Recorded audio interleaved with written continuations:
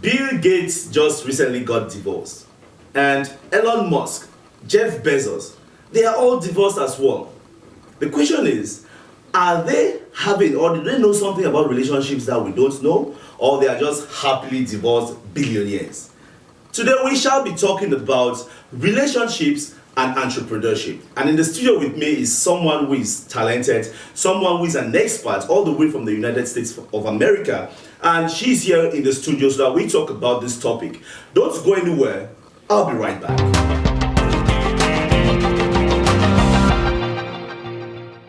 Welcome back, ladies and gentlemen, and welcome to the Business in Africa talk show.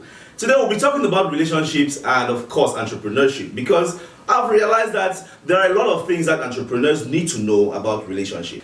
With me in the studio right now is Roymamah from the Roymamah Show. She's all the way from the United States of America. You're welcome to the show. Thank you. I'm honored to be here today. Thank you so much. Right. It's a wonderful honor having you on this set. You've been talking about relationships. And you are also somebody who, a lot of people know you. But I think my audience will need to know more about Roymamah. Who is Roymamah?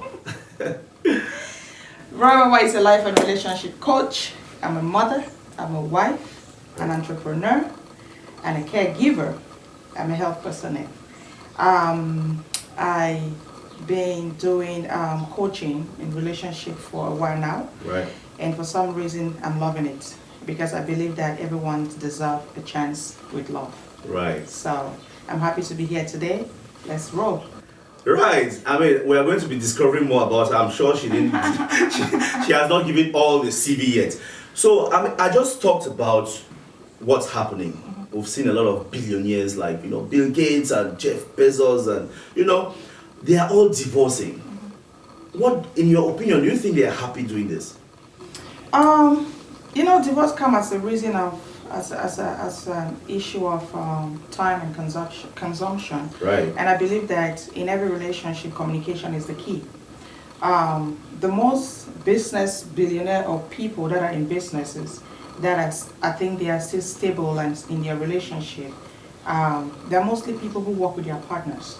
One of the things that I kind of understood about relationship and business is that if you work closely with your partner in the business that you own, I think they understand the dimension of your relationship and the business that you're running. Right. If you have a wife and you're just out there doing your thing, you're making the money thinking that you're taking care of your family. At the end of the day, another man is taking care of your wife. So if you don't make time for your relationship, in as much as how much money you think you're making in this world, trust me, it will end up in a disaster. So in every relationship, in every business, if you incorporate your partner into that business, they will basically understand, especially when it has to do with medical personnel. Right. They go out there, they do their thing. A lot of the women that are not in the health department do not understand the impact of the amount of work that they put in their jobs. But at the end of the day, if you are a nurse, you're married to a doctor, you're married to somebody who is in the health, because you understand the magnitude of the job that they are doing. And then you kind of be like, oh, okay, I know what my husband is doing. At the end of the day, we communicate, we know how this thing goes, and everything will be fine. So it's basically all about communication. It's all about communication and finding time to spend together. We are going to go into the topic of the day, which is the top 5 tips for entrepreneurs, relationship tips for entrepreneurs. I just wanted to tell us exactly what entrepreneurs need to know about relationships, because almost everybody watching us right now probably will be an entrepreneur or somebody who is aspiring to be an entrepreneur. Definitely. So according to you, like from your expertise, what are the top 5 relationship tips that every entrepreneur should know? I think the first thing is about time. Right. You have to make time for each other. Okay. Money is good, money is sweet. I love money, trust me. I do love money. Everybody loves money, right? Money is good. But you have to find time. If you make time for your partner, I think everything should be fine. Second, we talk about communication, which is the key and one of the biggest things that it has to do with relationship. If you communicate properly, then I believe that everything will go on smoothly, because there are people who are hard to understand, trust me. Even if you communicate as much as you want to, but there are people who are hard-headed in it. They find it so hard to really understand why you have to go out there, why you have to bust your behind so hard to make sure that you put food on the table. But trust me, you really still have to keep that communication skill going. Thirdly, it's all about family. Family time. You still go back to that timing again. But family time, in as much as you're out there making it big, trust me, your family is first. But entrepreneurs are always very busy. How do they manage this? You cannot be busy forgetting the fact that where you're coming from, that's what made you who you are today. Right. You know what I mean? So you have to always make time for the family. Just like kids, in as much as you can give them all you can, as you give the maid money, you do they run all the thing and they do that for the family. If you are not there as a parent, they will not understand that you are the one giving that money at the end of the day. Right. When they want to stand up and make a speech in the public, be that my mother was never there, my father was never there, but you were there financially, but you were not there physically. So physical appearance into the family is very important. So there must be some kind of business life, family life balance. There must be some kind of business family balance. And I think another thing that we have to do is to incorporate, we've talked about that before, incorporate your partner into your business. Right. I have a very good friend of mine who they run $1 billion business company now. They started in a little tiny room, we all were there doing our own thing and all that. But let me tell you, from the root of that business, the husband and the wife were there together. They were working together as well. Working hand in hand together. Today they run $1 billion company. And now the wife could sit there and the husband could sit there. He's on the other side of the office, she's on the other side of the office. And you can never hear a day that the quarrel or anything is because they understand the impact of what the two are doing together. Right. So many billionaires are out there doing their thing. At least if you put a little bit of your partner, I'm not saying that take the whole business and give it to your wife. Yeah. But at least she too should be able to work with you in a little bit of that business to see how much weight that you have, yes, what you're doing, what keeps you out there late at night. You know what I mean? But what if your partner is not having the right set of skill sets or does not want to? What do you do in that case? I think that's what we talk about communication. That's what we go about because I believe that, like I said before, there's some people who are really hard-headed, who do not really understand. Well, they did not study business. Right, you know right, I mean? right. Yeah, right. They did not study. They don't have the skill. But sometimes it's not all about education. There are people who know certain things, who can manage without even going to school of business and management administration. So that's it. So you were talking about bringing, your spouse to join you in business, right? And sincerely, I'll tell you this story as well. I myself have seen people who have literally refused, to join their spouses. Like someone, the husband doing a business, is an entrepreneur, and you know how entrepreneurs are. They are always very focused on what they are doing. They are so passionate, but they want to bring their wives to join them, or they are, or the other way around. And the other person says, "That's not my thing." So in that case, what would you advise as an expert? Well, you can't force somebody to do what they don't like to. Right. The first thing about business is that you need to have a passion for what you're doing. Right. Any job that you do in this life, you want to have passion on whatever you're doing in life. That gives you the zeal to keep moving, And if you don't have that passion and somebody says I can, you don't have to push them. Right. One thing you have to do is look in a place where she's good. Ask her what she wants to do. Right. But with time, you can maybe take her to one of your meetings and stuff like that, in as much as she's not 100% into the business. Yes. But if she sees the impact of what you're doing to other people, maybe one day she'll definitely change her mind and join the business. Definitely, that's a very important tip. Yes. So what's the fifth tip now? Love. Trust me. Love. The same passion you have for your business. The same passion you have for your business. You have to love your partner. Right. You have to bring that at home too. There are a lot of people who love their businesses and put all their heart and soul into it and forget about family. Family first. That same passion that you put in that love, that you put in making money, put that same passion into your home. So build your home first with love, and then, trust me, you build your business. That's it. You guys are hearing from the horse's own mouth, right? Roymamah from the Roymamah Show. This girl, she's got a lot of following online, on Facebook, Instagram, Twitter. The handles are on the screen. I mean, you're on Twitter too, yes, right? I am. Voila. So the handles on the screen now, you can just follow her and join her network. She talks about relationship and so many other things. Now, let me just find out. You came to Cameroon. I understand you have so many things going. You're into this women empowerment and things like this. Tell us more about, your other activities. I'm the CEO of a non-profit organization that is called the Sisters Corner Foundation, Okay. which is based on sending young women or giving young women, training young women through vocational training, Right. to giving them a purposeful life. What we do is that we let them for 6 months do whatever training that they want to do, whether it's hairdressing or tailoring or whatever handwork that they want to do for 6 months. And we sponsor that, and you know, you give them life, because you cannot give somebody finance all the time. Trust me, they will not Correct. know how to manage that money. Correct. So we give them tools to be able to use that tools to better themselves and their family. So that's what Sisters Corner Foundation is all about. But this time around, I came to Cameroon. First and foremost was for an event that I'm supposed to attend, and secondly, I said I can't just come to Cameroon and just want to go to one thing. That's how my brain does not work that way. Right. So I always want to have these and that and that. yeah. So I came up with One Woman, One Nation, which is women empowerment campaign that we had on Sunday, August 1st. That campaign was basically meant to empower our sisters who are going through a lot. And for me, I believe that if you empower one woman, you can empower the whole nation. Okay. You can give a man 1,000 francs. You go sit on the side and drink his beer and forget about you. Why are you always thinking that men drink beer? Unfortunately, you give a woman 1,000 francs, but that woman will cook a pot of soup For and the feed the children and feed and you, feed- that husband. Right, So and feed the correct. neighbor too. So I just believe that when you give a tool to a woman, you can empower the whole nation. So that's how I came up with the One Woman, One Nation campaign.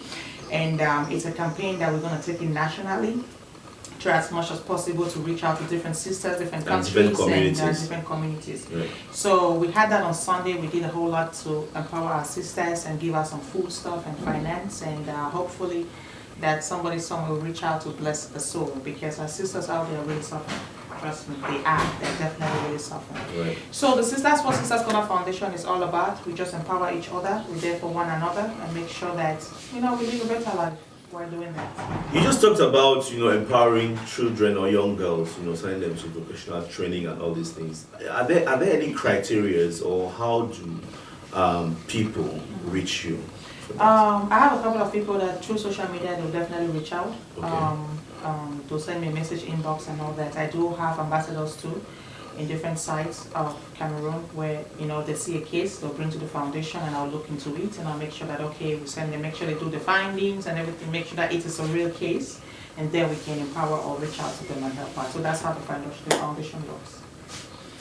Yes, and it's about from ages of 18 to whatever. Okay, so it Yeah. must be above 18 or 18. something. But we've kind of helped out a whole lot. We are not even 18 yet. So sometimes, you know, the heart is Just tell us and you go for it. we just go for it. But we try as much as possible to reach out to from 18 to like 35 years old. Right. So guys, that was Roymamah. But again, I want to find out another side. You said you're also an entrepreneur. What are the things you do, you know, I business-wise? started a home care business, which is Here in Cameroon? no, in the US. All It's right, called okay. Christy Home Care Services, Okay. which is named after my grandmother. Why don't you set up one here in Cameroon as well? I don't know yet. Maybe I will. I'm thinking. Right, I'm okay. thinking. Okay. Yeah, it's called Christy Home Care Services. Mhm. It's named after my grandmother. I Okay. love her so much. That's a woman that I think emulates her. She's somebody who will want to heal the world. Shout out to all the grandmothers. I know. She's someone who want to heal the world with nothing that she has, but try as much as possible to make sure that everybody goes home with a smile on their face. Great. So that is my purpose, that's my wish. So when I was thinking about doing something about healthcare, I was like, what name, what all that? So I thought about her. Mhm. So and she's gonna be the face of the business. So that's my grandma, Mommy Christy Elone. Much love to you, Mama. So yeah, and then I'm coming up also with the perfume line, Okay. which is called Zara L'Or. That perfume line has been in working. Unfortunately, this whole thing, The COVID thing. COVID thing came and hit, and everything just, you know, my appointment that I was supposed to have in Paris got cancelled and all that. So, but that is still gonna come in place, even if it takes 10 years. Trust me, I'll bring that out. Zara L'Or is it's a name that came up when I was pregnant for my daughter, and I had a miscarriage. I have 3 boys, so that one was supposed to be that little princess, but unfortunately I had a miscarriage, and then I lost the baby. So I was thinking about something that I could do to always have that piece of me. And I love to smell good. I love perfumes. I love anything that anybody, if your mind is smell good, pass by me or just start chasing your clothes in the house. So, I love anything that smells good. Right. So I said, what is it that I want to do? So I came up with Zara L'Or. Her name was supposed to be Zara and gold is L'Or. Okay. So she's gold to me. So Zara L'Or is the name of the perfume. line. So Okay. that's basically it. So guys, that was Roymamah for you. So if you want to reach her, the numbers on the screen, as she says, she has a lot going on in terms of philanthropic activities, and I would say she is changing the African narrative. That's why she's here, right? And rewriting the African script. So we are going to be going to the next slot of this video, which is Discover Africa. So don't move a muscle. We'll be right back.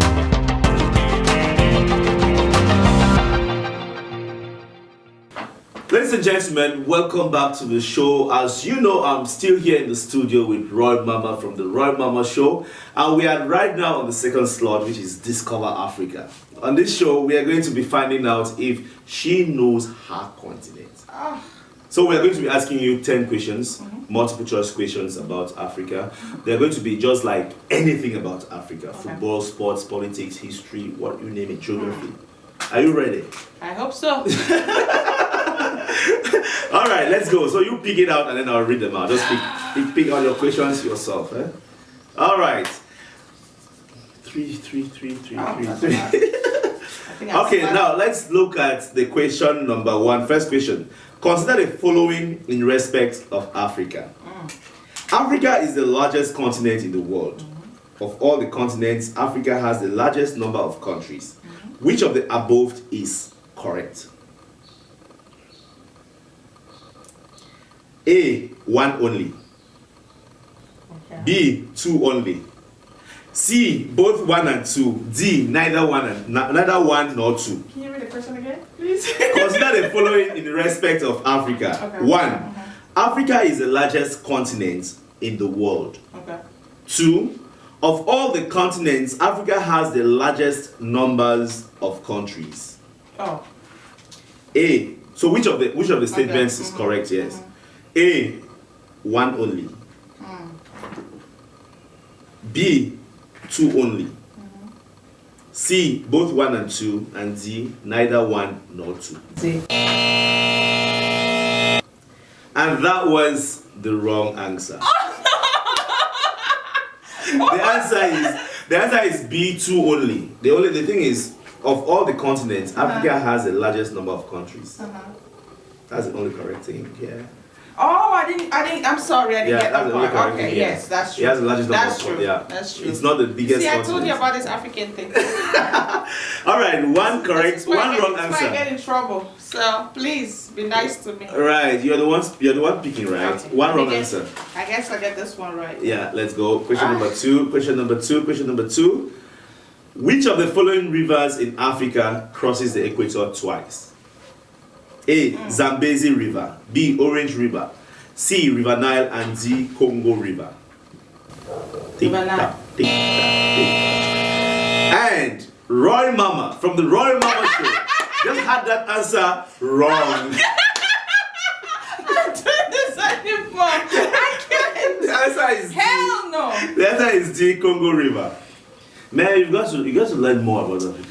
But it's just two, right? Entrepreneurs fail all the time. We so do. let's go to We think question about number making 3. money. You pick. Your pick. Oh, Yeah. sorry. Maybe that was the wrong one. Right. Okay. Okay, if I fail again, I'll get in trouble. Woo. Question number 3 reads: Okay. South African cricket players are called Proteas. Okay. Protea means A, national animal of South Africa. B, national bird of South Africa. C, national flower of South Africa. And D, national language of South Africa. C. And that was correct, ladies and gentlemen. C, Protea means national flower of South Africa. I got it! Yes. Two wrong answers, 1 correct. Let's go again. Question number 4.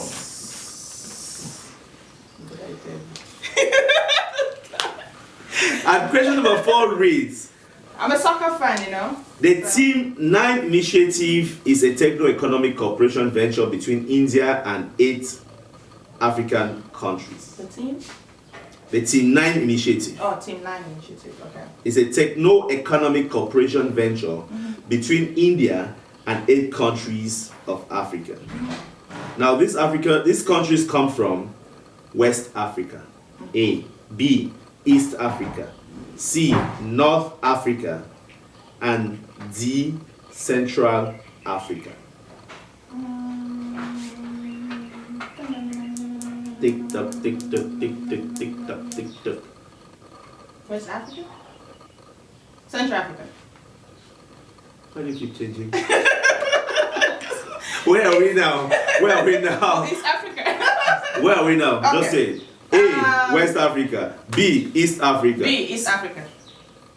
You see how people can have it right and then later have it Oh, wrong? I said West Africa. But you didn't stay on West Africa. But you made me feel like I got it wrong. No, I said which one do you choose? Okay, I choose West Africa. I got it right? Alright, so that's it. I'm going to give you this one. The answer is A, West Africa. There you go, I got it. Yeah. 2 correct answers, 2 wrong answers. We got question number 5. Let's go. Alright. Yes. Now, question number 5 reads, Africa is a continent, a very large mass of land, which is made up of many different countries. How many countries make up the African continent? Ooh. A, 24, B, 54, C, 84, and D, 55. It's in between 54 and 55. Which one is it? Is it? Hold on. No, I'm trying to think about. Which one is it? How many countries are currently in Africa? Currently, as we speak. Oh, what was the first one? It's 54. I've got A, 24, B, 54, C, 84, and D, 55. So there's 55, there's 54. Which one do you go for? 54. And ladies and gentlemen, that was the wrong answer. How many was it? 55. Oh, Remember, we just had South Sudan joining as South Sudan just joining as a country. See? I was South Sudan is a real. I didn't know that. Yeah. One country just So joined. I just learned something today. Yeah, one country just joined South Sudan, There making it you go. 55. See, that's why we need to know more about Africa. Right. That's why we are here to learn more about Africa. And Now, one. question number You 6. should have given that to me. Right. Because I didn't know about South Sudan. Right there. All right. Question number 6 reads, which of the following is the capital of the newly formed country, South Sudan? Now. A, Juba, B, Boma, C, Nimule, and D, Rumbek.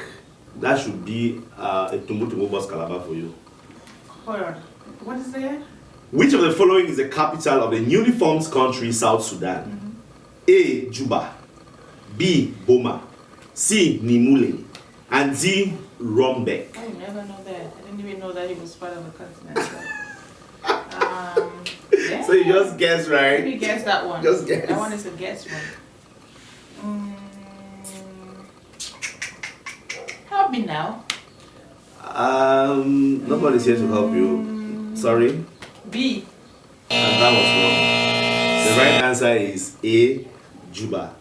Like seriously, I think a lot of people are going to learn from this. The world, myself, I've learned a lot. You didn't even know there was a No, country. not really learning about this, but learning to know more about Africa. About Africa, right. Because that's something that we neglect. neglect. Yes. Yes. Right. And it's something we learned in school, but it's been a long time. Right. So now I can watch the news better and focus.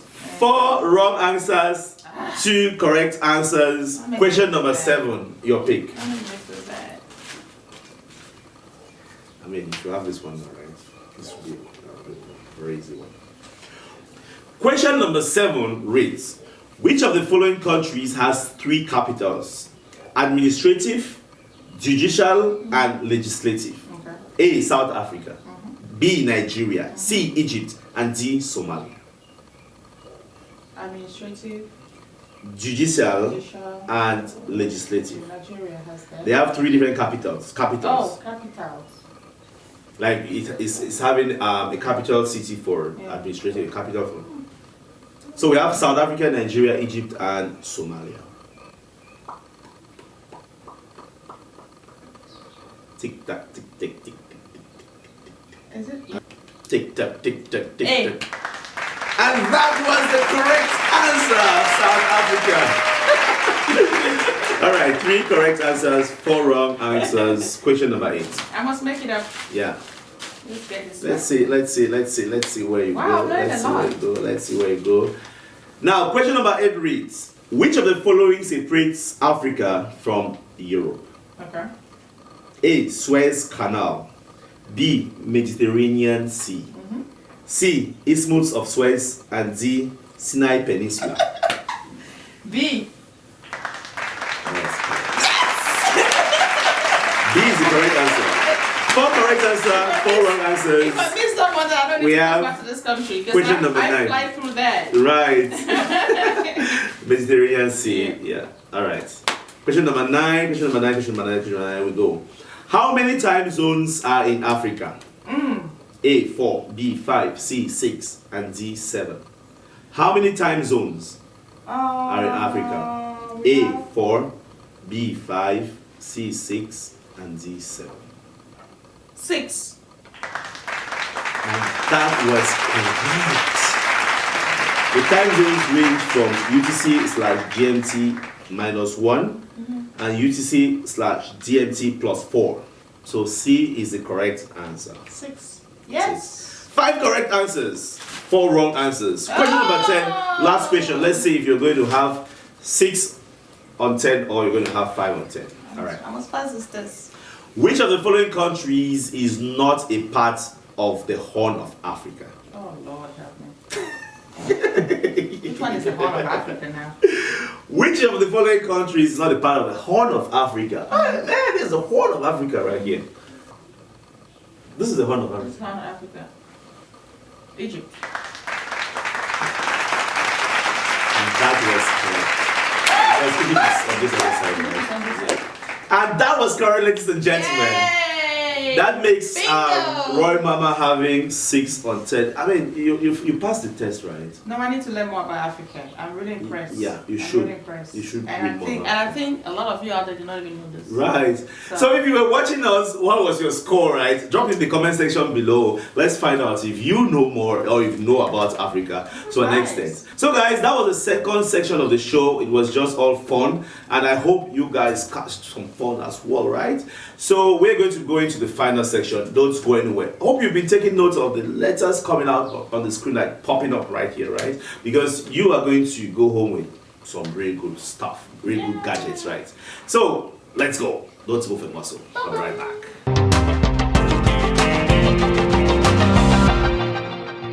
Ladies and gentlemen, welcome back to the show. We are right now at the 10th slot of this show, and I'm still here with Roymamah from the Roymamah Show. So, Roymamah, everybody that comes to my set must tell Africa something inspirational, something motivational. So, just look straight to the camera and speak to Africa. I'm first of all honored to be here with this amazing young man. On the Joker TV. It's an honor for me to be here. Thank you. Business in Africa. I have learned a lot, and a lot. Discovering Africa in Cameroon. Can you believe it? So it's an honor to be here. And one thing I want to tell you guys is togetherness. You know, if you lift up one person, you lift up a nation. We have to be able to work together as a nation. We have to be able to work together as a family. For you to grow, you have to make sure that you have somebody's hand. So one of the things that we do is that we focus so much on ourselves and we let our brothers and our sisters behind. Hold somebody's hand and climb up the ladder, because you never know where tomorrow will meet you. That same person that you lifted up might be the one to lift you up tomorrow. Wow. So that's what I have to tell you guys. Wow. There's nothing much for me to say, but Wow. I believe that togetherness is the key to success. Right. Yes. Togetherness is the key to success. And you should lift someone up, because tomorrow that person might lift you up too. That was so inspirational and touching. Thank you so much. And believe me, you are someone who is changing the African narrative and rewriting the African script. I hope so. So everybody that comes here on this show, you sign what I call the African board. Now you're going to see many more people. In fact, you have people who have signed on so many other areas. You just choose your country and then you put your signature on it, because we are one Africa. Definitely. Right. I love the concept. I love this. Unfortunately, they've taken Cameroon off, so I can't take Cameroon. Yes, Cameroon is taken. So where are you going to sign on? Which country? Algeria, Djibouti, Somalia. I can go down on my knees. Right. This is amazing. Right here. This feels like a crown. Like the crown, right? None of us point. I'm going to sign on Libya. On Libya? Yes. All right. And the reason why I want to sign on Libya, I think something just came into my spirit. The reason I want to sign on Libya is because a lot of our African brothers and sisters go to Libya to search for greener pastures. But because they want to cross to, yes, because they want to cross to Europe. Somewhere better. Yeah. But unfortunately, they've been battered, they've been tortured, and they've been killed. Right. So, on behalf of you all who struggle so hard to make sure that your family have food on your table, taking this route, I'm signing this for you all. My love to you guys. So much love. Together, we're one Africa, unfortunately. Oh, that's touching. So I'm gonna do this. Yeah. Right, yeah. Roymamah.